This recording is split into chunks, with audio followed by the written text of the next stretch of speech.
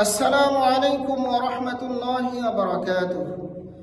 الحمد لله وحده والصلاة والسلام على من لا نبي بعده أما بعد. সম্মানিত দ্বীনী ভাই ও বোন, আজ আমরা আলোচনা করব ঈমানের ৬টি শাখার একটি শাখা, অন্যতম গুরুত্বপূর্ণ শাখা হলো তাকদীরের প্রতি ঈমান আনা, তাকদীরের ফয়সালার প্রতি সন্তুষ্ট থাকা। মহান আল্লাহ বলেন, ওয়ামান ইউমিন বিল্লাহি ইয়াহদি কলবাহ, যে ব্যক্তি আল্লাহর প্রতি ঈমান রাখে, বিশ্বাস রাখে, তিনি তার অন্তরকে হিদায়াত দান করেন। অর্থাৎ ঈমানের দাবি হলো যে তাকদীরের ফয়সালার প্রতি সন্তুষ্ট থাকতে হবে, তাহলে তার অন্তরে আল্লাহ তাআলা হিদায়াত ঢেলে দিবেন।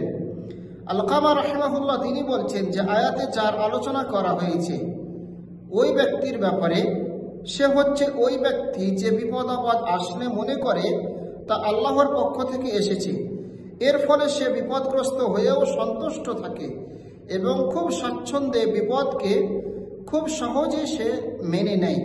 অর্থাৎ সে দ্বিধান্বিত হয় না, চিন্তিত হয় না। সহিহ মুসলিম আবু হুরায়রা রাদিয়াল্লাহু তাআলা থেকে হাদিস বর্ণিত হয়েছে, রাসূল সাল্লাল্লাহু আলাইহি ওয়াসাল্লাম বলেন, ইথনাতানি ফিন নাসি হুমা বিহিম কুফর, মানুষের মধ্যে এমন দুটি মন্দ স্বভাব রয়েছে যার দ্বারা তাদের কুফরি প্রকাশ পায়। আত-তাআনু ফিন নাসাব, একটি হচ্ছে মানুষের বংশ নিয়ে গালাগালি করা, দোষ লাগানো, ওয়ান নিয়াহাতু আলাল মাইয়িত, এবং মৃত ব্যক্তির উপরে বিলাপ করা। অর্থাৎ যখন মানুষ মারা যায় তখন তারা এটাকে মেনে নিতে পারে না, এই বিপদকে তারা মেনে নিতে পারে না, তখন তারা বিলাপ করে কান্নাকাটি করে। সে বুখারীর মধ্যে, মুসলিমের মধ্যে আব্দুল্লাহ ইবনে মাসউদ রাদিয়াল্লাহু তাআলা থেকে আরেকটি হাদিস বর্ণিত হয়েছে।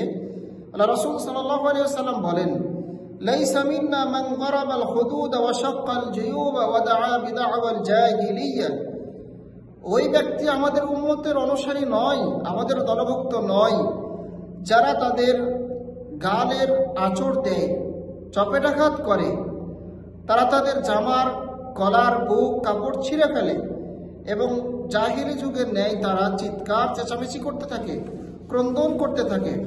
অর্থাৎ তাদের কারো মৃত্যু হলে তারা সেটাকে স্বাভাবিক মেনে নিতে পারে না, অর্থাৎ তারা তাকদীরের ফয়সালাকে মেনে নিতে পারে না। জীবন মৃত্যুর মালিক একমাত্র আল্লাহ তাআলা, এটি মেনে নিতে পারে না, তারা চিৎকার চেঁচামেচি করতে থাকে। এদের প্রতি রাসূল সাল্লাল্লাহু আলাইহি ওয়াসাল্লাম বলছেন তারা আমার উম্মতের অনুসারী নয়, অন্তর্ভুক্ত নয়।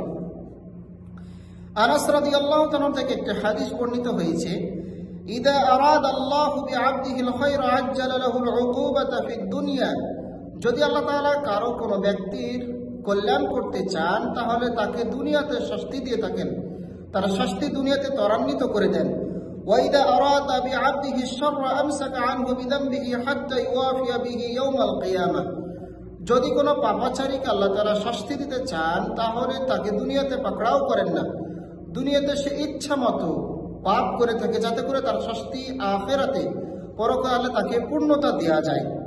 রাসূল সাল্লাল্লাহু আলাইহি সাল্লাম অন্যত্র বলেন, ইন্না আইযামাল জাযাই মা'a আইযামিল বালা, পরীক্ষা যত কঠিন হয় পুরস্কার তত বড় হয়।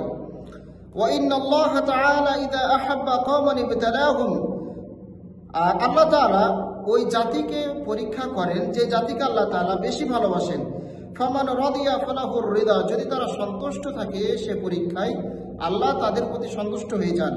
ওয়া মান সাখিতা ফালাহুস সুখত, আর যদি তারা অসন্তুষ্ট হয়ে যায় তাহলে আল্লাহ তাদের প্রতি অসন্তুষ্ট হয়ে যান।